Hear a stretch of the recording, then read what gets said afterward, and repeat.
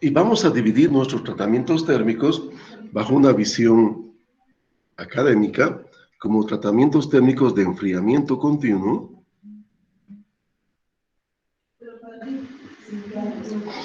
tratamientos térmicos de enfriamiento isotérmico,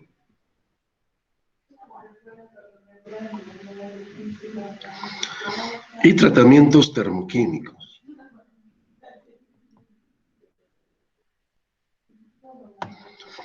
Los tratamientos isotérmicos y tratamientos de enfriamiento continuo son procesos en los cuales usamos enfriamientos a partir de la austenita estable, buscando algún tipo de transformación de fase. Por ejemplo, ¿no? Podría ser la obtención de martensita o cualquier otro tipo de transformación de fase. Las propiedades finales serían dependientes de qué tipo de microestructura finalmente obtendríamos después del tratamiento térmico, independientemente si es de enfriamiento continuo o de enfriamiento isotérmico. Y en cambio, los tratamientos termoquímicos, como su propio nombre dice, además de tener algún tipo de transformación de fase, vamos a cambiar o modificar la composición química básicamente de nuestra pieza. Por ejemplo, si un acero era de bajo carbono, quién sabe, ¿no? En la superficie podamos obtener un acero de alto carbono después de un tratamiento termoquímico. Lo que no ocurre con los tratamientos tanto de enfriamiento continuo como de enfriamiento isotérmico, donde no buscamos cambio químico, simplemente buscamos un cambio microestructural. Y todo esto siempre en fases sólidas, sin necesidad de volver a fundir al material para después entonces no cambiar su composición química con un elemento de aleación. No, esto lo hacemos en fase sólida. Inclusive ya podría estar fabricada la pieza, fabricado mi engranaje, por ejemplo, y hacer algún tratamiento térmico termoquímico para darle las propiedades finales a mi engranaje para que funcione adecuadamente. Bien, entonces comencemos con el estudio de los tratamientos térmicos y en el caso vamos con los tratamientos de enfriamiento continuo.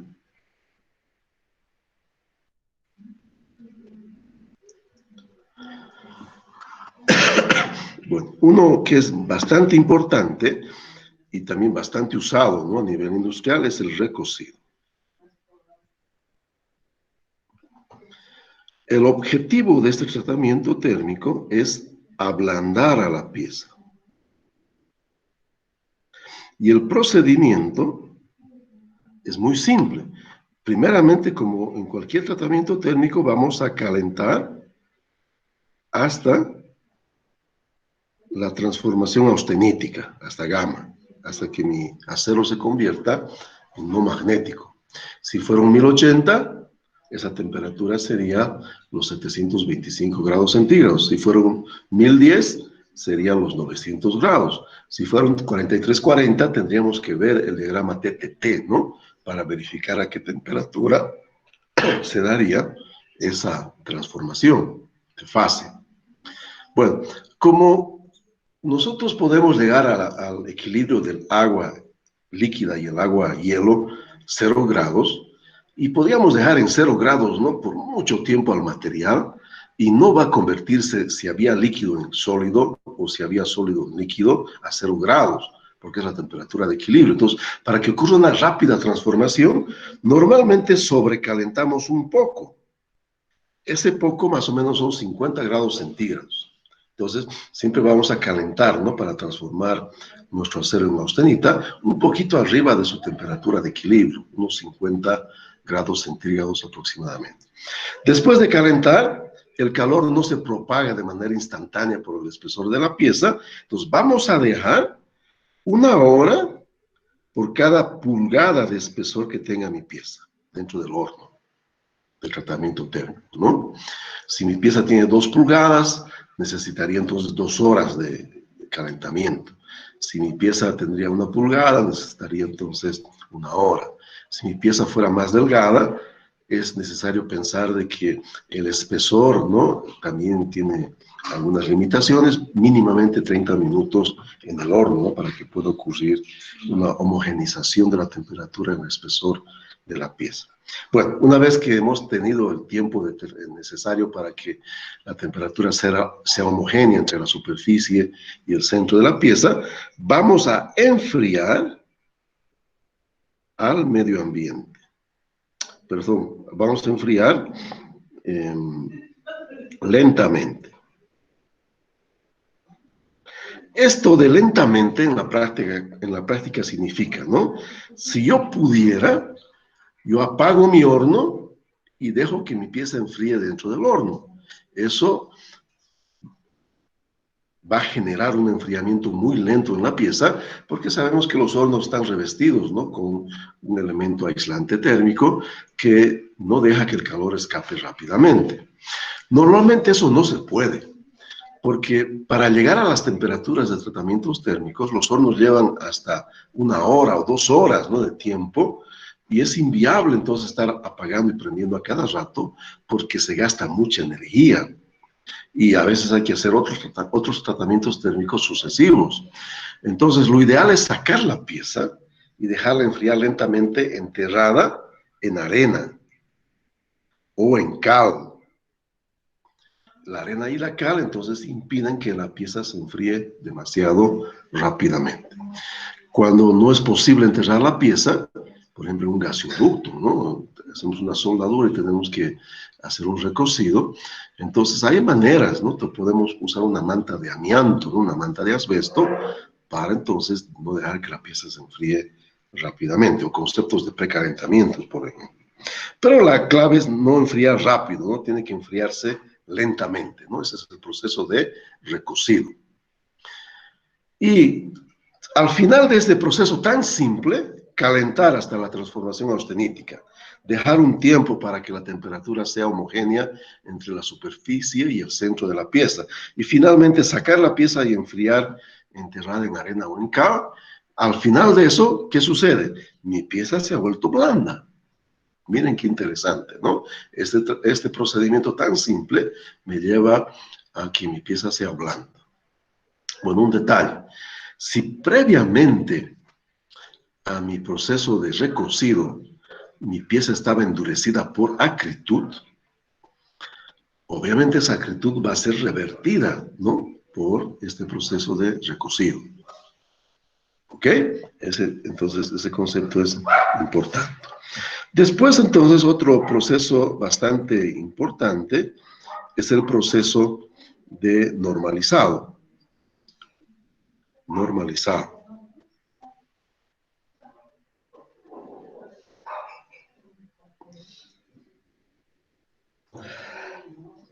Perdón. Proceso de normalizado. Entonces, en este procedimiento, lo que hacemos es, ¿no?, como objetivo, tener que mejorar de manera general las propiedades mecánicas. ¿Cómo podemos mejorar las propiedades mecánicas, no? Homogenizando el grano o afinando el tamaño del grano, ¿no? Vamos a poner aquí entonces, haciendo que el tamaño del grano sea un poquito más fino, ¿no? De esa manera podemos mejorar genéricamente las propiedades mecánicas de mi material. Y el procedimiento tecnológico es también bastante simple, ¿no? Primer paso, vamos a calentar la pieza hasta la transformación austenítica, más un poquitín, ¿no?, para una rápida transformación, más unos 50 grados centígrados.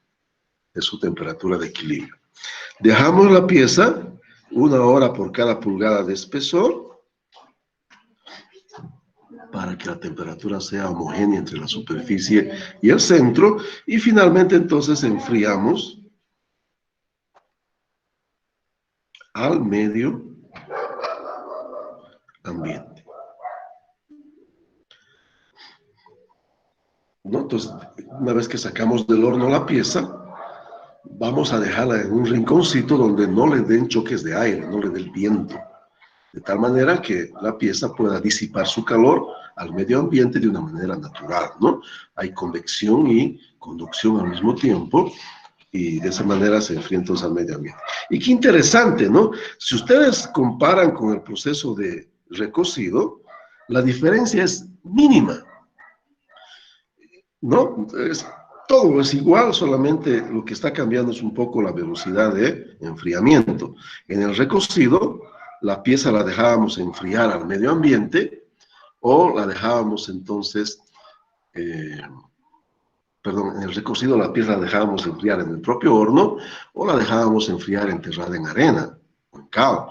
Y en el caso del normalizado, dejamos enfriar la pieza al medio ambiente. Y lo curioso es cómo podemos obtener tan diferentes propiedades, entonces, mecánicas. La explicación está en la curva TTT, ¿no? Entonces vamos a ver genéricamente una curva TTT.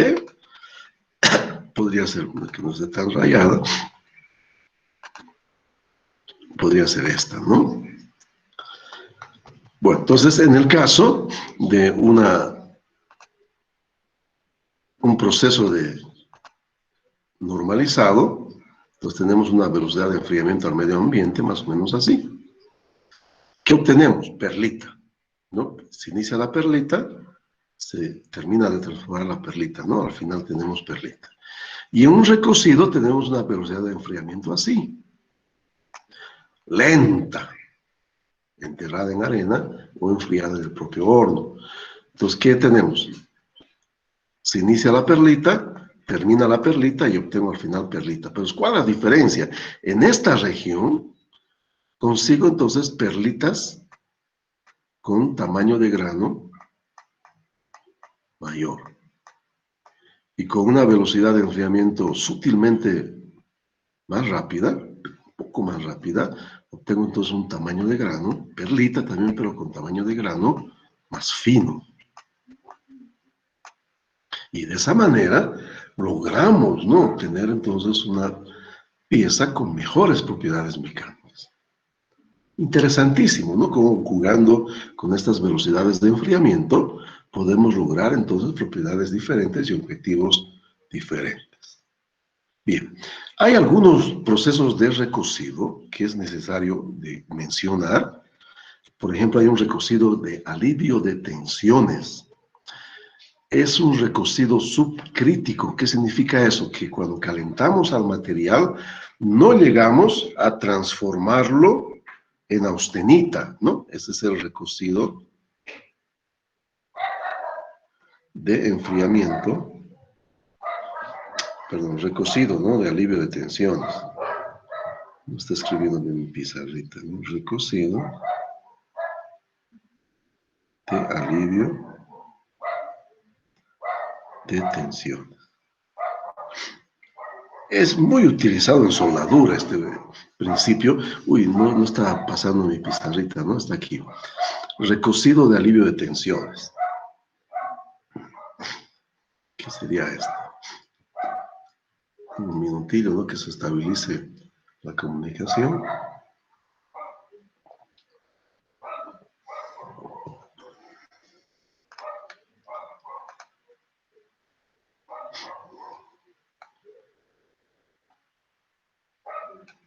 Voy a tener que vincular otra vez.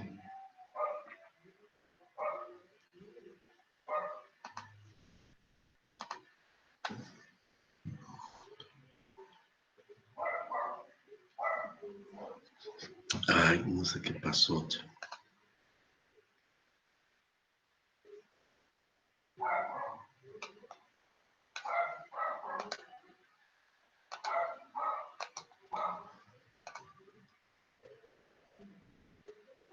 Ahí está. Recocido de alivio de tensiones. Entonces, muy usado en soldadura. Y nos apoyamos en este procedimiento, como su nombre dice, para eliminar tensiones residuales de un proceso de manufactura previamente realizado en la pieza. Las tensiones residuales, heredadas, ¿no?, de otro proceso de manufactura, perjudican especialmente la resistencia a la corrosión y también la resistencia a la fatiga de las piezas. Por eso queremos librarnos de esas tensiones residuales. ¿Y cómo hacemos? Calentando la pieza a temperaturas inferiores a la línea A1 sin transformación de fase. Y de esa manera, ¿no? Simplemente se mueven las dislocaciones, hay un cross-slip, pero no hay transformación de fase, no hay pérdidas de dureza ni pérdidas de propiedades, solamente las tensiones van a eliminarse, ¿no? Por este procedimiento de alivio de tensiones, ¿ya? Es muy utilizado, ¿no? A nivel industrial. Entonces no hay necesidades, ¿no? De usar la curva TTT para hacer el recocido de alivio de tensiones porque no hay transformaciones de fase, ¿verdad? Pero es diferente al recocido, ¿no? En el fondo, este recocido deberíamos llamarlo de recocido pleno, pero nos da flojera, ¿no? En ingeniería le llamamos solamente de recocido. Hay otros recocidos, lamentablemente también a nivel industrial, el recocido de globulización para obtener piezas muy blanditas, ¿no? Para chapa para embutido extra profundo, ¿no? Por ejemplo, hay otros tipos de recocidos, pero estos dos por lo menos tenemos que saber diferenciarlos bien, ¿no? El recocido tradicional, donde tenemos el objetivo o de revertir una acritud o de ablandar a mi pieza. Y el recocido de alivio de tensiones, donde no tocamos las propiedades mecánicas, pero sí eliminamos las malas tensiones que han sido heredadas, que están, ¿no? Residuales de otros procesos previos de manufactura.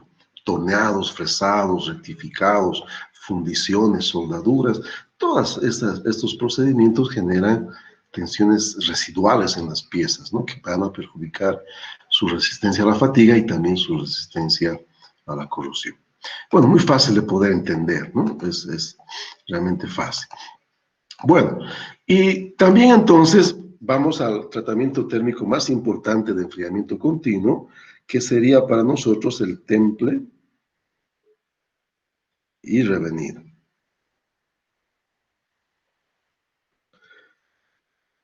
Es un solo tratamiento térmico con 2 etapas.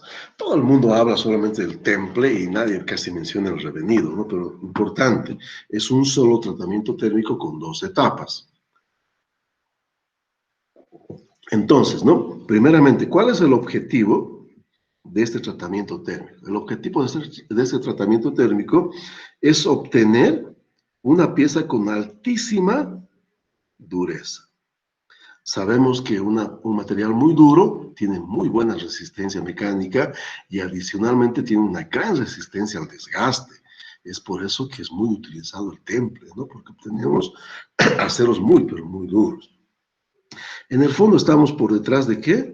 Estamos por detrás de la martensita, ¿verdad? Es lo que queremos obtener en nuestra pieza, una transformación de fase martensítica. ¿Y cuál es el procedimiento tecnológico? Muy simple también. Entonces, como de costumbre, el primer paso, ¿cuál va a ser? Va a ser calentar mi pieza hasta que se transforme en austenita, ¿verdad? Aquí, pero hay un pequeño detalle. Miren, casi siempre hacemos el templado de piezas que ya están listas geométricamente. Y hemos invertido varias horas hombre y varias horas máquina en procesar esas piezas. Un engranaje, ¿cuándo lo voy a templar? Cuando ya está fabricado. Entonces, prácticamente es el último paso para terminar la fabricación de mi engranaje, conferirle las propiedades mecánicas. Entonces, por ese motivo no nos arriesgamos.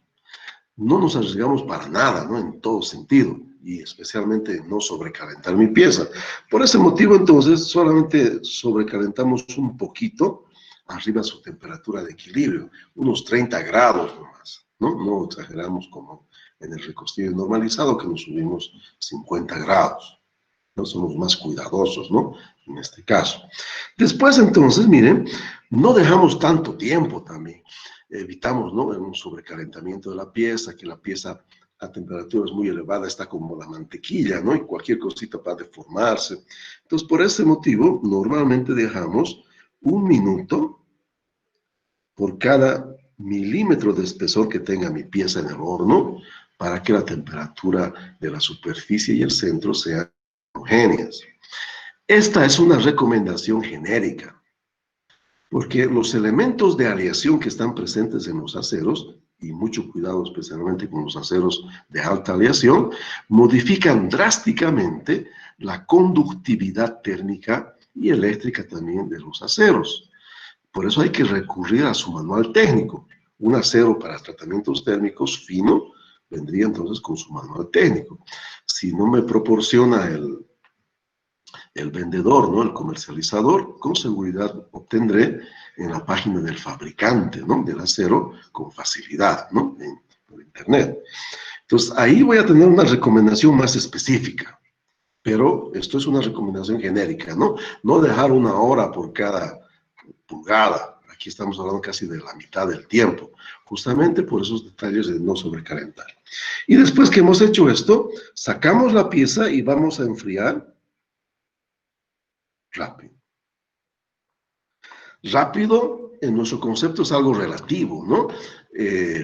Este domingo pasado yo no pude ver la Fórmula 1, ¿no? No la están pasando en televisión por cable, hay que pagar extra, ¿no?, para verla, pero yo he estado siguiendo, ¿no? Imagínense, hay un Verstappen, ¿no?, un holandés jovencillo, cuando su escudería dice, no, no corras tanto, ¿no?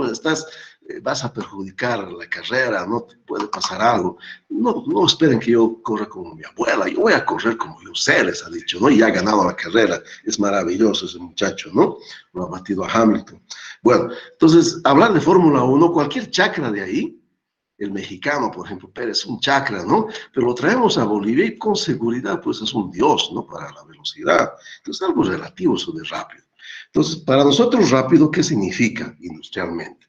Enfriar en aire al medio ambiente, enfriar en aceite, enfriar en agua, o lo más rápido que usamos industrialmente, salmuera, agua con sal.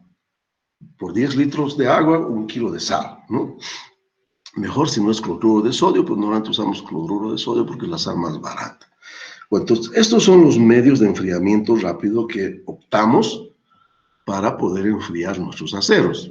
¿Y por qué les decía que es algo relativo? Porque miren, quien me va a decir cómo voy a enfriar para obtener mi martensita, mi objetivo es obtener martensita, tiene que ser mi curva TTT. Un acero que tenga más elementos de aleación va a tener su codo más cerca, ¿no?, del origen.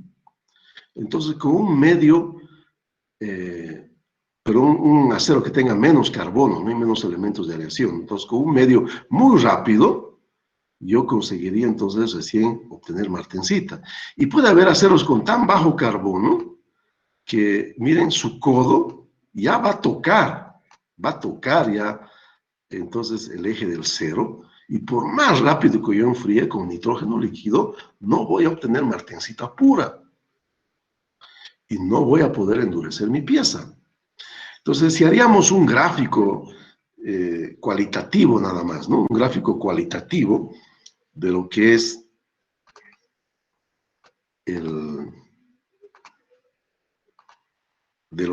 ¿no?, el contenido de carbono en función de la dureza.